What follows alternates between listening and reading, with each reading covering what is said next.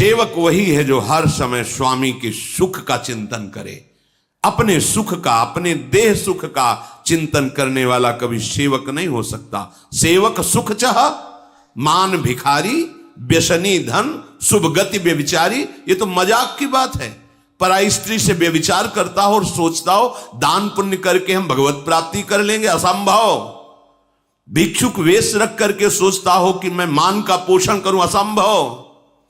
विविध प्रकार की ड्रग्स और शराब, ये नशे, ये जुए, और वो सोचता हूं मैं बहुत धनी बन जाऊं, असंभव। और सेवक भाव रखता हो, चाहे गुरु सेवक हो, इष्ट सेवक हो, स्वामी सेवक हो, और वो सुख चाहता हो उसकी सेवा बन जाए, असंभव। हे संपूर्ण जगत के देखने वाले, देख लो, शब्द पकड़ो। तुम्हें हर समय प्रभु देख रहे हैं, किसी गवाही की जरूरत नहीं है। यदि तुम ऐसा स्वीकार कर लोगे तो तुमसे पाप कर्म होंगे ही नहीं, क्योंकि पाप कर्म वही होते जहां मुझे लगता है कोई देख नहीं रहा है। कोई नहीं देख रहा, लेकिन जग पेखनी तुम देखनी हारे। इस जग रूपी, प्रपंच रूपी पेखना को देखने वाले प्रभु हैं। वही इस नाटक को देख रहे। कोई ऐसा एक जीव भी नहीं जिसे प्रभु की दृष्टि न पड़ रही हो, सबको देख रहे हैं। भगवान ब्रह्मा, विष्णु, महेश, ये स्वयं इस रूप को धारण करके सृष्टि का सृजन, पालन और लय करते हैं। कोई आपके मर्म को नहीं जान सकता, तो हे नाथ, फिर और कौन जान सकता है? वही जान सकता है जिसे आप जना देते हो, और जो आपको जान जाता है वो आपका स्वरूप बन जाता है। जानत तुम्हें तुम्हें हो जाई। कैसे जानता है? जिसे आप जना देते हो। आप कैसे जनाते हो? कृपा करके। तुम्हारी कृपा तुम्हें रघुनंदन, जानई भगत भगत उर चंदन। भक्तों के हृदय को शीतलता प्रदान करने वाले प्रभु, आपकी कृपा से भक्त आपको जान जाते हो। जो जान जाते हैं वो आपका स्वरूप हो जाते हैं। तस्मित् तज्जने भेदा भावात ब्रह्मविद ब्रह्मवि भवति। जो ब्रह्म को जान लेता है वो ब्रह्म स्वरूप हो जाता है। हे प्रभु, आपकी ये जो देह है ये चिदानंदमय है, ये पांच भौतिक नहीं है। इसमें किसी भी तरह का कोई विकार नहीं है। जैसे अपने लोगों की देह है तो कर्म बंधन युक्त है, विकार युक्त है, त्रिदेह है, स्थूल सूक्ष्म कारण, तीन देह है, माया जनित रचित है। लेकिन प्रभु का चिदानंदमय है। उसमें ऐसा नहीं कि आत्मा अलग, मन अलग, देह अलग, ऐसा नहीं है। संपूर्ण चिदानंदमय। और जैसे हम आंख से देख सकते हैं, हाथ से क्रियाएं कर सकते हैं, प्रभु कहीं से भी कुछ भी, क्योंकि चिदानंदमय है। जैसे हम केवल सामने ही देख सकते, पीछे नहीं। प्रभु ऊपर नीचे, पीछे, बाहर भीतर, सूक्ष्म सब। कहां ऐसी जगह है जहां उनकी दृष्टि न हो? चिदानंद में निर्विकार सर्वव्यापी स्वरूप। उत्पत्ति, नाश, वृद्धि, क्षय शरीर में पांच भौतिक में होते, चिदानंद में नहीं। कोई अधिकारी भक्त ही इस रहस्य को जान पाता है। मुनि तापस जिनते दुख लहाई, ते नरेश बिनु पावक दहाई। जिनसे भगवान के भक्त संत महात्मा दुखी हो जाते हैं तो उनको आग लगाने की जरूरत नहीं। वो दुख ही उनके सर्वनाश का कारण करके आग लगा देता है। सारे सुकृत भस्म हो जाते हैं। मंगल मूल विप्र परितोषु, दहाई कोटि कुल भूषुर रोषु। ये जो ब्रह्म ऋषि जन हैं, इनको सुख भावना वचन से, शरीर से, सेवा से, ये महामंगल मोद प्रदान करने वाला है। और अगर कोई इनके विपरीत इनको कष्ट दे, इनको दुख दे, तो चाहे जितना बड़ा कुलवान हो, धनवान हो, बुद्धिमान हो, वो नष्ट हो जाता है। श्री भगवान कहते हैं, महर्षि वाल्मीकि जी भगवान को बता रहे हैं कि आप ऐसी जगह रहो। कैसी जगह? सुनहु राम अब कहूं निकेता, जहां बसहु सिय लखन समेता। अब मैं आपको निवास स्थान बता रहा हूं, वहां आप आराम से रहिए सिया लखन जी के साथ। पहला सुनिए। जिनके श्रवण समुद्र समाना कथा तुम्हारी सुभग सरिनाना भरहि निरंतर हो ही न पूरे तिनके ही तुम कहूं ग्रह रूरे। जिनके कान समुद्र स्वभाव को प्राप्त हो गए हैं। समुद्र स्वभाव जैसे बहुत सी नदियां समुद्र में गिरती है पर कभी समुद्र में उफान नहीं आता, या ना गिरे नदियां तो समुद्र सूख थोड़ी जाएगा। जिनकी श्रवणेंद्री बाहर से विविध प्रकार की नदियां, गंगा यमुना सरस्वती, सब विविध नदियां, विविध भगवद यश कानों में जा रहा है, पर कभी ऐसा नहीं। वही कथा हम ये तो सुन चुके हैं, वो श्रवणेंद्री अभी परिपक्व नहीं हुई। रोज नवम नवम और विविध रस की वार्ता, विविध कथाएं, ये विविध नदियां हैं और उनके श्रवण समुद्र हैं। नर्मदा, गंगा, यमुना सब जा रही समुद्र की तरफ, लेकिन वो कभी उफान नहीं। ये अब बस हम तो सुन रखा है, वो ना ही रस विशेष जानातिन, नहीं अभी रस प्राप्त नहीं, अभी श्रवणेंद्री पावन नहीं हुई। अगर ना जाए तो अंदर उसके निरंतर मंत्र और भगवत चरित्र चिंतन चल रहा है तो उसको सुन रहा है। एक श्रवणेंद्री बाहर है, एक अंदर है। श्रवण का ये द्वार है ये, और इंद्री तो अंदर है श्रवणेंद्री। यहां आप बंद कर लो तो का सुनाई नहीं देगा, इसको आप ढक लो, किसी से पूरे से बांध लो, इसके बाद अंदर ही अंदर मंत्र देखो सुनाई देगा, क्योंकि श्रवणेंद्री अंतर है। अंतर में निरंतर मंत्र चल रहा है, प्रभु के पद चल रहे हैं, प्रभु की लीला चिंतन चल रही है, तो बाहर से नहीं आ रही, तो अंदर से श्रवणेंद्री कभी खाली रहती ही नहीं। वैसे भी खाली नहीं रहती, प्रपंच सुनती रहती। देख लो, बाहर से प्रपंच, अंदर से प्रपंच। लेकिन जिनकी श्रवणेंद्री केवल भगवान के नाम रूप लीला धाम का पान करती और कभी तृप्ति का अनुभव नहीं करती है, हे प्रभु आप उनके हृदय में अपना घर मान करके रहिए।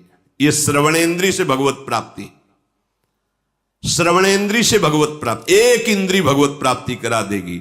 बस कानों को खूब भगवत चर्चा सुनाओ, रात दिन नाम कीर्तन, नाम अंदर से जप, अंदर से सुनाओ, बाहर से सुनाओ, इसी से भगवत प्राप्ति हो जाएगी। कह रहे हैं कि भरे ही निरंतर होई न पूरे तिनके ही तुम कहूं ग्रह रूरे। प्रभु वो सुंदर घर आपका निजी घर है जिसकी ऐसी श्रवणेंद्री है। अब नेत्रेंद्री की बात कह रहे हैं। लोचन चातक जिन करी राखे रहाही दरस जलधर अभिलाष निदरहि सरित सिंधु सर भारी रूप बिंदु जल हो ही सुखारी तिनके हृदय सदन सुखदायक बसहु बंधु सिय सह रघुनायक। बड़ी महिमा की बात करें। अब नेत्रेंद्री की बात करें। जिनके नेत्र चातक की भांति हैं, चातक वो मेघ को देखता रहता है, केवल स्वाति का बूंद पीता है, मेघ का बरसाया हुआ। अगर वो मर रहा हो और गंगा जी में पड़ा हो तो भी चोंच ऊपर करके ही मरेगा, क्योंकि वो केवल स्वाति मेघ के द्वारा बरसाए हुए बूंद को पिएगा, गंगा जल को भी नहीं। अनन्य अनन्य चातक की तरह केवल भगवत दर्शन की लालसा, अपने स्वामी के मिलन की लालसा। दरस बिन धूखन लागे नैन, बस नेत्र ललचा रहे, कब भर नेत्र अपने प्रियालाल को देखूं। दूसरा रहस्य, जिधर दृष्टि जाए उधर अपने प्रीतम की भावना। सबके हृदय मंदिर में मेरा प्रीतम छुपा हुआ है। प्रीतम की भावना रहित कोई भी रूप उसे लुभायमान नहीं कर सकता।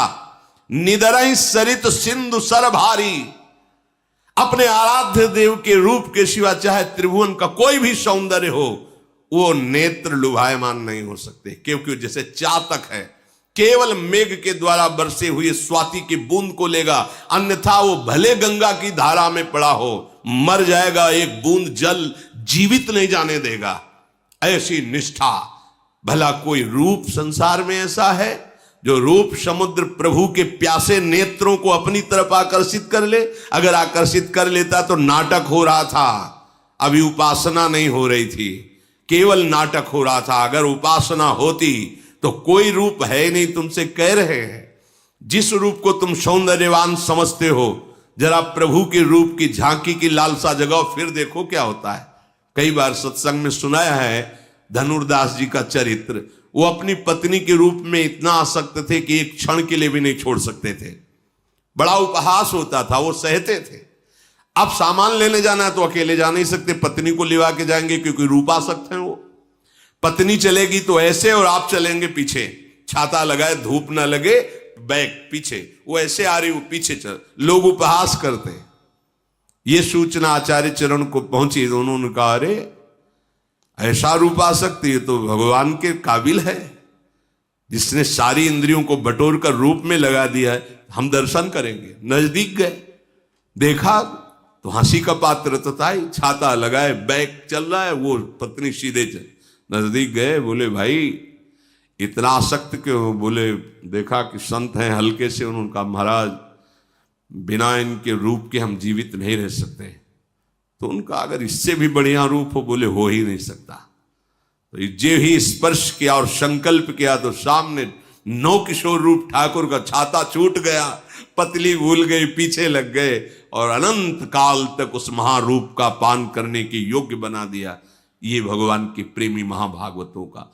तो जिनके नेत्र चातक की तरह केवल भगवत रूप दर्शन की लालसा रखते, कोई कितना भी रूपवान हो। श्रीपाद प्रबोधानंद सरस्वती जी ने कहा कि राधा किशोरी के चरणों का आश्रय लेने वाले को भगवान का मोहिनी रूप भी मोहित नहीं कर सकता, क्योंकि मोहिनी प्रिया जो मोहन को, विश्व मोहन को, मदन मोहन को, मुनिमन मोहन को, स्वमन मनमोहन को अपने अधीन किए हुए हैं। जाके अधीन सदाई सांवरो, उन लाडली की ठसक रखने वाला, जिनके नेत्र लाडली के गोरे चरणारविंद के दर्शन की लालसा से युक्त है, उनको भला कौन लुभायमान कर सकता है?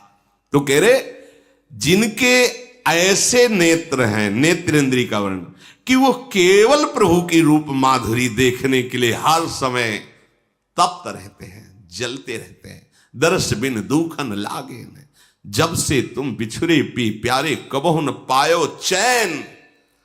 बोले ऐसे उपासक के हृदय में, हे प्रभु आपका सुखदाई महल है उसका हृदय, आप सुखपूर्वक तीनों, आप लखन और शिया उसके हृदय में विराजमान हो। जस तुम्हार, अब वाक्येंद्री, जस तुम्हार मानस विमल हंसिनी जी हा जासु, मुक्ता हल गुण गन चुनई, राम बसऊ हियतासु।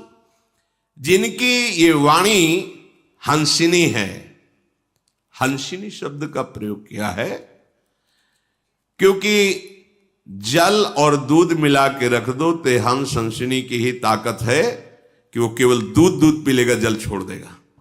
संपूर्ण विश्व में रहते हुए भी भगवत स्वरूप वाणी कर ली जाए। कई बार चर्चा में कहा है कि यदि कोई आपको सांसारिक व्यवहार की भी बात करनी तो पहले बोलो राधा, फिर बातचीत करो बीच में राधा राधा, और विश्राम जब बात की हो तो राधा, तो पूरी बात आपकी राधा से कवर हो गई, वो भजन ही हो गया। यहां कह रहे जिनकी वाणी आपके यश रूपी मान सरोवर में हंस बनी हुई हंसिनी है। आपका नाम कीर्तन, आपका गुण कीर्तन, आपकी रूप महिमा, आपकी धाम महिमा, बस नहीं तो मौन, ताते मौन रहबो उचित है। तब सुख हरिवंश गुण नाम रसना रटत, और बहुवचन अति दुखदानी। और कुछ बोले तो फंस जाओगे प्रपंच में। राधा राधा राधा प्रभु का जस, नहीं तो मौन। तो बोले ऐसे के हृदय में आप